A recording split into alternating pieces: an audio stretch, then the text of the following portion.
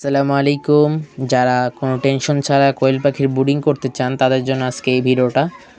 এবং এই ভিডিওটা হলো একদম অটো বোর্ডার। আমি একটা অটো বোর্ডার বানাইছি এবং যারা অটো বোর্ডার নিতে চান এবং আমাদের কাছ থেকে নিতে চান তারা আমাদের স্ক্রিনে দেওয়া নাম্বারে বা আমাদের লং ভিডিওর স্ক্রিনে নাম্বার দেওয়া থাকে, ওই ভিডিও থেকে আপনারা নিয়ে যেতে পারেন। দেখেন বাচ্চাগুলো পুরো সুস্থ, দেখছেন আপনারা লাইভ ক্যামেরায় দেখেন।